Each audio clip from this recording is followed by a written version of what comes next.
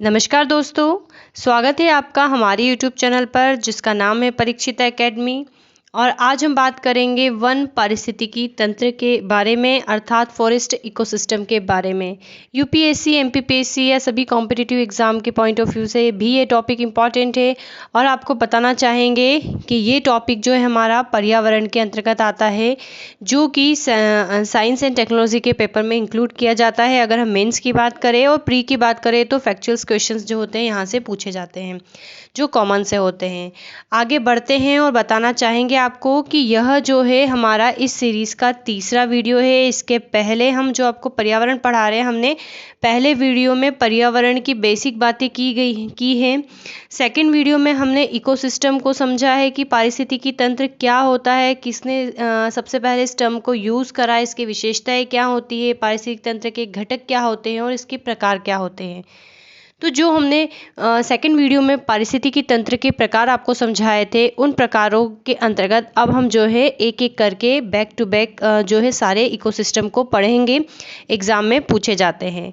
अब हम आपको वीडियो में आगे बढ़ने से पहले एक बात और बताना चाहेंगे कि अगर आप यही हमारा वीडियो देख रहे हैं तो हम यही कहना चाहेंगे, सबसे पहले आपको इकोसिस्टम क्या होता है इसके बारे में जानकारी होनी चाहिए। और जब हम पर्टिकुलर कोई पारिस्थितिकी तंत्र के बारे में पढ़ेंगे तो हमें किस प्रकार से उसको एक्सप्लेन करना है। तो सबसे पहले तो हमें, क्योंकि हम पढ़ चुके हैं कि पारिस्थितिकी तंत्र के जो घटक होते हैं, अर्थात हमें घटकों के बारे में लिखना रहता है। घटक मीन्स हम पढ़ चुके हैं अबायोटिक घटक होते हैं, अर्थात जो कि कुछ भौतिक कारक होते हैं, कार्बनिक कारक होते हैं, कार्बनिक कारक होते हैं, या हम कहें जो अजीवित होते हैं, जैसे टेम्परेचर, आर्द्रता, प्रकाश, दाब, स्थलाकृति, जल, मिट्टी, खनिज, चट्टान। इस प्रकार के जो सारे फैक्टर्स हैं इसके अंतर्गत आते हैं। ये हम प्रीवियस वीडियो में अच्छे से डिस्कस कर चुके हैं। देन सेकंड फैक्टर जो होता है वो बायोटिक फैक्टर होता है। बायोटिक फैक्टर मतलब जो जीवित होते हैं, जिसके अंतर्गत प्लांट्स, एनिमल, यहाँ तक कि माइक्रो ऑर्गेनिज्म आते हैं। तो हमें जब भी हम कोई पारिस्थितिक तंत्र पढ़ेंगे तो हमें बताना है कि वहाँ पर कौन से ऐसे अबायोटिक फैक्टर है जो कि प्रभावी हैं। देन वहाँ पर किस प्रकार के प्लांट पाए जाते हैं, वहाँ पर किस प्रकार के एनिमल्स पाए जाते हैं, क्योंकि हमें पता है हमारा जो पृथ्वी है उस पर कहीं ना कहीं प्लांट की कैटेगरी क्या है, और क्षेत्र विशेष के हिसाब से वो अंतर आ भी जाता है। प्लांट अलग अलग जगहों पर अलग अलग प्रकृति के होते हैं जो कि भौतिक कारकों से प्रभावित होते हैं। इसी प्रकार एनिमल की उपलब्धता भी वहाँ पर जो होती है अलग अलग होती है, तो हमें उसके बारे में पढ़ना जो है काफ़ी ज़रूरी है। तो इसी सीरीज़ में जो है हम वन पारिस्थितिकी तंत्र की बात करने वाले हैं। आई होप आपको हम जो बता रहे चीज़ समझ में आ गई होगी कि हमें किस प्रकार से लिखना है। देन थर्ड, उसके बाद जो है हमें ये लिखना होता है कि उसकी उपस्थिति क्या है, उसका प्रेजेंस क्या है, अर्थात वो कहाँ कहाँ पर पाए जाते हैं ये कंडीशन। जैसे कि आप अगर अपने आप को इमेजिन करें तो आप एक नगरी, हो सकता है आप एक नगरी क्षेत्र की सीमा में रह रहे हों, तो वहाँ पर जो है घने जंगल नहीं हैं, ठीक है, वहाँ पर पक्के मकान हैं, सड़कें हैं, इंफ्रास्ट्रक्चर काफ़ी मजबूत है, या हो सकता है आप गाँव में रह रहे हो। लेकिन जो होता है वन पारिस्थितिक तंत्र एक ऐसा तंत्र होता है जिसमें घने वन होते हैं। अब घने वन में तो इंसान कम और दूसरे प्रकार के जो जंतु हैं वो ज़्यादा रहते होंगे। अब हमारे जो शहरी या गांव क्षेत्र में जो पेड़ पौधे हैं वो हो सकता है जंगल में ऐसे ना हो सकता हो भी और ना भी हो, उनकी कैटेगरी अलग हो। तो बिल्कुल इनमें अंतर आ ही जाता है। अजैविक घटक जो होते हैं, जो भौतिक कारक होते हैं, उनकी उपलब्धता के कारण इनमें अंतर आ जाता है। तो उसी के बारे में हम पढ़ने वाले हैं। चलिए अब वीडियो में आगे बढ़ते हैं और बात करते हैं वन पारिस्थितिकी तंत्र की।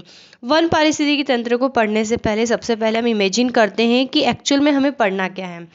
तो इस फोटो को देख के आप इमेजिन करिए कि हम जो वन पारिस्थितिकी तंत्र पढ़ रहे हैं बिल्कुल वो इसी प्रकार का है कि जहाँ पर जंगल अधिकता में है, ठीक है। जैसे घास पारी तंत्र में क्या है, घास अधिकता में है, तो उसके अंतर्गत हम अबायोटिक फैक्टर प्लांट और एनिमल देखेंगे और वो किस जगह पर पाए जा रहे हैं वो दे रखेंगे। जैसे मरुस्थल है तो मरुस्थल में मरुस्थल का इमेजिनेशन करना कि मरुस्थल का जो उपस्थिति है वो ज़्यादा है। आप समझ रहे होंगे हम क्या कहने की कोशिश कर रहे हैं। तो वन पारिस्थितिकी तंत्र को आप समझ रहे हैं तो सबसे पहले अपने दिमाग में इमेजिन कर लीजिए कि यहाँ पर काफ़ी बड़े बड़े वन हैं, अर्थात पेड़ पौधों की उपलब्धता काफ़ी है और ये ट्री कैटेगरी के हैं। जो प्लांट्स होते हैं वो 3 कैटेगरी के होते हैं, हर्ब्स, श्रब्स और ट्री। तो वन पारिस्थितिकी तंत्र में जो प्लांट होते हैं वो ट्री कैटेगरी के होते हैं, अर्थात इनमें जाइलम और फ्लोएम होता है, विकसित होता है। और अगर हम इसको एक साधारण सी भाषा में समझाएं तो इसके तने जो होते हैं काफ़ी बड़े होते हैं, जैसा कि आप देख पा रहे हैं। जिसे आपने अपने आसपास नीम आम वाले पेड़ देखे होंगे, तो इस प्रकार के जो है यहाँ पर पेड़ रहते हैं। प्लस यहाँ पर लताएं भी रहती, एपीफाइट्स भी होते हैं। एपीफाइट्स मतलब जो बेलों के समान होते हैं या दूसरे प्लांट पर ग्रो करते हैं। तो ये वन पारिस्थितिकी तंत्र है। अब हम जानते हैं कि वन पारिस्थितिकी तंत्र के फिजिकल फैक्टर कौन से इंपॉर्टेंट है जिसके कारण ये वन पारिस्थितिकी तंत्र वन है, ठीक है। और साथ में हम देखेंगे कि इसमें किस प्रकार के दूसरे और भी प्लांट्स होते हैं या जो एनिमल्स होते हैं, और ये हमारा जो पृथ्वी है उसके किस क्षेत्र में सर्वाधिक पाए जाते हैं। हालांकि आज मानवीय गतिविधियां जो है इन कैटेगरी को समाप्त कर रही है या कम कर रही है। चलिए, तो इसी प्रकार से ये भी आप इमेजिन कर सकते हैं कि हाँ बिल्कुल हमें इसी के बारे में पढ़ना है।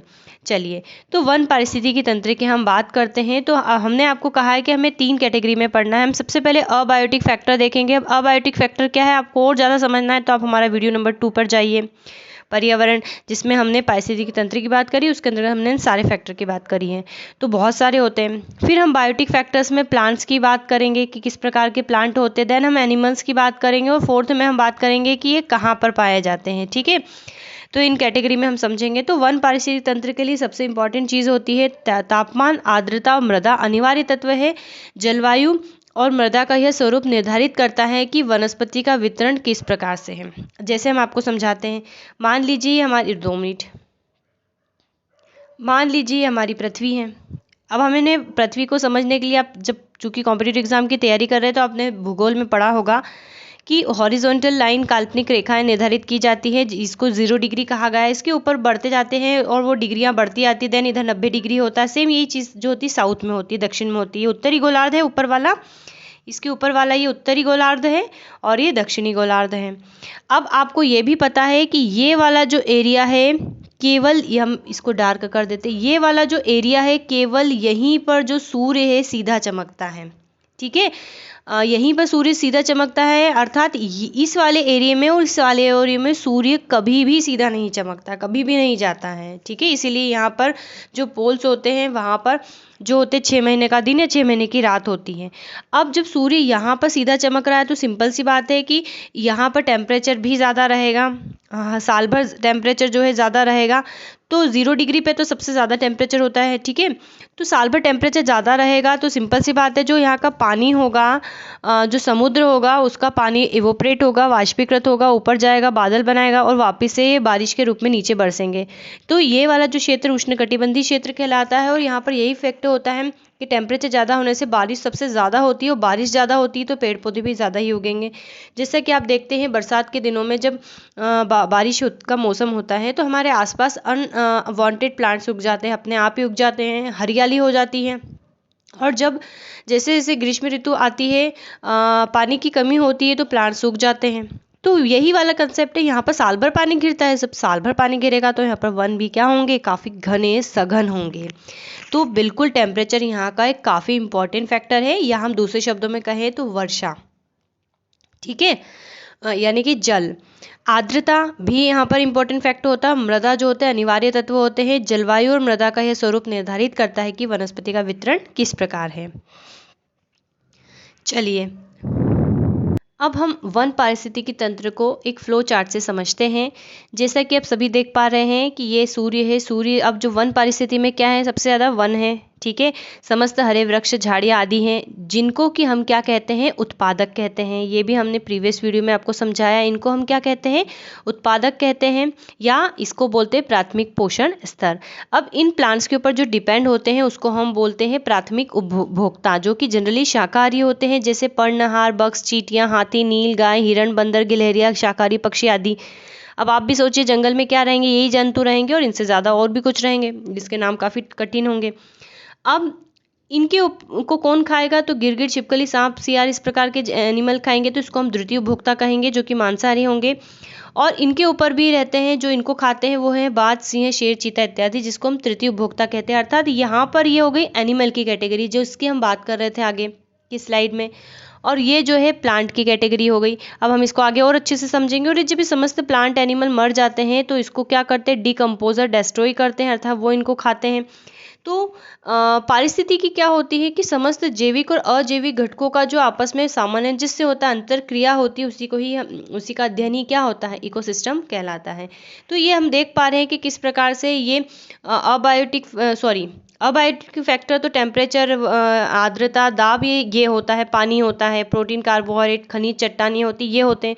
और ये सारे जो हैं बायोटिक फैक्टर्स है, तो ये किस प्रकार से आपस में सामंजस्य करके अपना जीवन निर्वाह करते हैं और प्रकृति का संतुलन बनाए रखते हैं। तो इस डायग्राम से भी हम वन पारिस्थितिकी तंत्र को समझ सकते हैं। चलिए अब आगे बढ़ते हैं। वन पारिस्थितिकी तंत्र जो होता है वो बेसिकली 3 प्रकार का होता है।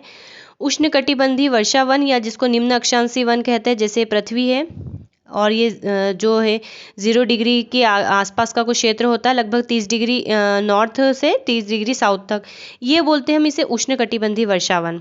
ठीक है, या हम इसको बोलते हैं निम्न अक्षांश वन, क्योंकि यहाँ पर निम्न अक्षांश होता है, क्योंकि हमने बताया 0 डिग्री होता है, फिर ऊपर और क्रमशः बढ़ता जाता है। इसके बाद जो ये वाला पार्ट होता है, ये फर्स्ट है उष्णकटिबंधीय वर्षा वन, या जिसको निम्न अक्षांश वन बोलते हैं। ये सेकंड वाला जो पार्ट होता है, इसको हम बोलते हैं शीतोष्णकटिबंधीय पतझड़ वन या मध्य अक्षांश वन। और जो सबसे टॉप पर होता है, इसको हम बोलते हैं बोरियल या उत्तरी शंकुधारी वन, या टेगा वन, या उच्च अक्षांश वन। इतने इसके नाम हैं। अब बारी बारी से सबको समझते हैं। उष्णकटिबंधीय वर्षा वन की बात करें या निम्न अक्षांश वन की बात करें, तो ये भी 2 प्रकार के होते हैं। एक सदाबहार वन होते हैं और एक पर्णपाती वन होते हैं या मानसून वन होते हैं। और हमारे भारत में मुख्यतः सेकंड वाला पार्ट होता है। ठीक है, क्योंकि हमें पता है हमारे भारत से कर्क रेखा होकर गुजरती है, और कर्क रेखा के नीचे वाला पार्ट जो होता है उष्णकटिबंधीय क्षेत्र होता है, तो और मुख्य रूप से भाग वही है। चलिए, और इसके अलावा भी दूसरे होते हैं वन। तो उष्णकटिबंधीय सदाबहार वन होते हैं, उष्णकटिबंधीय पर्णपाती वन होते हैं, 2 प्रकार के। अब उष्णकटिबंधीय सदाबहार वन को समझते हैं। तो यह वन विषुवत रेखा के निकट, जहाँ साल भर तापमान और आर्द्रता काफ़ी उच्च रहती है, होते हैं। यहाँ औसत वार्षिक वर्षा क्या होती है? 200 सेंटीमीटर से अधिक होती है, और जैव विविधता सर्वाधिक होती है। क्योंकि वर्षा ज़्यादा हो रही है, प्लांट्स ज़्यादा ग्रो कर रहे हैं, तो सिंपल सी बात है, नंबर ऑफ प्लांट्स और एनिमल सर्वाधिक होंगे, इसलिए हम बोल रहे हैं जैव विविधता क्या है? सर्वाधिक है।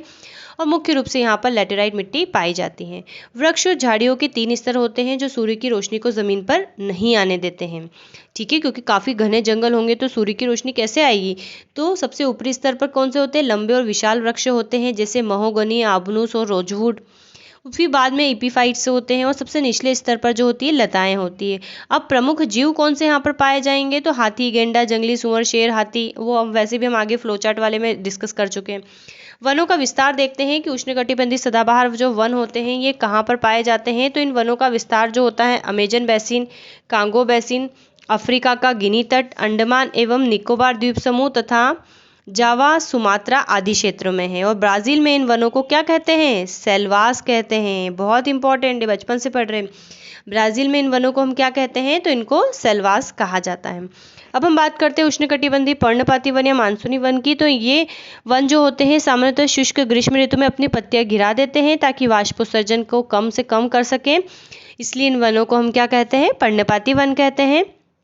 और जो औसत वर्षा की अगर बात करें, तो जो इसके पहले के हमने पढ़ा है सदाबहार वन, उनकी अपेक्षा कम होती है। और मुख्य वृक्ष क्या है? तो सागवान, शीशम, साल, बांस आदि है। और इसका जो विस्तार है मुख्य रूप से दक्षिण पूर्व एशिया, भारत, ब्राज़ील, मध्य और दक्षिण अमेरिका, उत्तरी ऑस्ट्रेलिया में वनों का विस्तार होता है। चलिए दूसरी कैटेगरी पे आ जाते हैं। हम बात करते हैं शीतोष्ण कटिबंधीय मध्य अक्षांशीय वन की। तो इन वनों को मध्य अक्षांशीय सदाबहार क्या क्या कहते हैं? तो इनको 3 कैटेगरी में बांटा गया है। ठीक है, इनको भी 3 कैटेगरी में बांटा गया है। पहली है मध्य अक्षांशीय सदाबहार वन, फिर दूसरा है मध्य अक्षांशीय पर्णपाती वन, सदाबहार वन, पर्णपाती वन और भूमध्य सागरीय वन। ठीक है, 3 प्रकारों में इसको वर्गीकृत किया गया है। बारी बारी से इनकी भी बात करते हैं। तो मध्य अक्षांशीय सदाबहार वन, अब आपको जो मैंने स्टार्टिंग में भी इस प्रकार से बना के समझाया था कि ये जो होता है उष्णकटिबंधीय पार्ट होता है, ये शीतोष्णकटिबंधीय पार्ट होता है, और ये टेगा वन का होता है। तो सेकंड वाले एरिया जो है, जो हमारी पृथ्वी पे लोकेटेड है, हम उसी एरिया पे की पर्टिकुलर कुछ बात कर रहे हैं। तो उपोष्ण प्रदेशों में महाद्वीपों के पूर्वी तटीय भागों के वर्षा वनों को इसके अंतर्गत रखा जाता है। चौड़ी पत्ती वाले वृक्ष जैसे लॉरेन, मैग्नोलिया, यूकेलिप्टस आदि इन वनों के प्रमुख वृक्ष हैं। और कहाँ कहाँ पर इनका विस्तार है, तो दक्षिणी चीन, जापान, दक्षिण ब्राजील, दक्षिण पूर्व संयुक्त राज्य अमेरिका आदि में वनों का जो है मुख्य रूप से विस्तार है। मध्य अक्षांशीय पर्णपाती वन की हम बात करें तो मानसूनी वनों के विपरीत इनमें पत्तियां शीत ऋतु में ठंड से बचने के लिए झड़ जाती है। ठीक है, अर्थात हर प्लांट्स एनिमल अनुकूलन के अकॉर्डिंग जो होता है अपने आप में चेंजेस करता है। यहाँ पॉटजोल मिट्टी पाई जाती है। प्रमुख वृक्ष जो है वॉलनट, मेपाल, ऐश, चेस्टनट, बीच आदि है। वनों का विस्तार मुख्य रूप से उत्तर पूर्व अमेरिका, दक्षिण चिली जैसे शीतल जलवायु प्रदेशों में होता है। शीत जलवायु प्रदेशों में, ठीक है, शीत जलवायु प्रदेशों में होता है। अब हम बात करते हैं भूमध्य सागरीय वन की। तो मध्य अक्षांशों में महाद्वीपों के पश्चिमी भाग में वन पाए जाते हैं। ग्रीष्म ऋतु में गर्म और शुष्क, जबकि शीत ऋतु में ये आर्द्र होती हैं। ठीक है, आर्द्र नहीं है, आर्द्र है। ठीक है, समझ गए होंगे, आर्द्र है। यहाँ वर्षा जो होती है जाड़ों में होती है। प्रमुख वृक्ष कॉर्क, जैतून, पाइन तथा रसदार फलों जैसे अंगूर, नींबूस, नारंगी, अनार वनस्पति के लिए प्रसिद्ध हैं। रंग बिरंगी पक्षी और सुगंधित जड़े बूटियों की अधिकता होती है। इस बायोम को बांज वन या चैपरेल भी कहते हैं। अब हम बात करते हैं तीसरी कैटेगरी वाले वनों की। तो शंकुधारी वन या टेगा वन की हम बात करते हैं। अब ये क्या होंगे, जो हमारे पृथ्वी के दो पोल से, साउथ पोल, नॉर्थ पोल, मुख्य रूप से वहाँ उसके आसपास लोकेटेड रहते हैं, क्योंकि वहाँ पर सूर्य कभी भी सीधा नहीं चमकता है। तो सिंपल सी बात है, टेम्परेचर काफ़ी लो रहता है। टेम्परेचर लो रहेगा तो क्या होंगे, पत्तियाँ कोणधारी रहती हैं। ठीक है, कोणधारी रहती हैं, पत्तियाँ नुकीली होती है, जिससे कि क्यों, वाष्पोत्सर्जन कम हो तथा पत्तियों पर बर्फ ना जमे। वनों का विस्तार सर्वाधिक होता है, लेकिन जैव विविधता कम होती है। ठीक है, सबसे कम होती है। आर्कटिक वृत्त के चारों ओर यूरोप, एशिया में उत्तरी अमेरिका महाद्वीपों में यह वन मुख्य रूप से पाए जाते हैं। ठीक है, आर्कटिक वन वृत्त के चारों ओर होंगे, जैसे कि यूरोप का कुछ भाग आता है, एशिया की बात करें तो रूस का भाग आता है, उत्तरी अमेरिका महाद्वीपों में वन पाए जाते हैं। चीड़, देवदार, फ्रूट आदि क्षेत्र के प्रमुख मुलायम लकड़ी वाले वृक्ष है, जबकि लोमड़ी, मिंक समूह, साइबेरियन केन आदि यहाँ के प्रमुख जो हैं जंतु हैं। अर्थात जो हम वन पारिस्थितिकी तंत्र पढ़ रहे हैं, क्षेत्र विशेष के हिसाब से वृक्षों में भी अंतर है और वनों में भी अंतर है, जंतुओं में भी अंतर है। और अम्लीदार मिट्टी पाई जाती है। ठीक है, तो ये अम्लीय पॉडदार मिट्टी पाई जाती है, अम्लीय और पॉटजोल मिट्टी पाई जाती है, जो खनिजों से रहित होती है। ठीक है, अब तो ये सिंपल सी बात है, हमने वन पारिस्थितिकी तंत्र को पढ़ लिया, समझ लिया, कंप्लीट हो गया। तो फिर से बता देना चाहेंगे, याद रखना है आपको, वन पारिस्थितिक तंत्र बेसिकली 3 प्रकार के होते हैं। अक्षांशीय आधार पर, जिसको हम उष्ण कटिबंधीय, सिंपल सी बात है, हम जिसको निम्न अक्षांश, मध्य अक्षांश और उच्च अक्षांश में हमने उसको जो है डिफाइन किया है। जो निम्न अक्षांश होता है वो 2 प्रकार का होता है, सदाबहार और पर्णपाती। जो मध्य अक्षांश होता है वो 3 प्रकार का होता है, सदाबहार, पर्णपाती और भूमध्य सागरीय। और शंकुधारी वनों का कोई जो है क्लासिफिकेशन नहीं है। तो इस प्रकार से ये वन पारिस्थितिकी तंत्र की हमने बात करी। अब हम बात करते हैं वनों के महत्व की। तो वनों का आप सभी जानते हैं काफ़ी महत्व होता है, न सिर्फ उत्पादक कार्यों में, अर्थात उत्पादक कार्य से हम जो है विभिन्न प्रकार के प्रोडक्ट प्राप्त करते हो, हमारी रोज़मर्रा की चीज़ों को फुलफ़िल करते हैं, जैसे फर्नीचर्स, फलों का उत्पादन जो कि हमारे खाने के काम में आता है, या सुगंधित तेल, लेटेक्स, औषधि तत्व इत्यादि जो होते हैं वो उत्पादक श्रेणी में इस वनों के कार्य है। रक्षात्मक की अगर हम बात करें तो विभिन्न जीवों का पर्यावास होता है, अर्थात आवास होता है।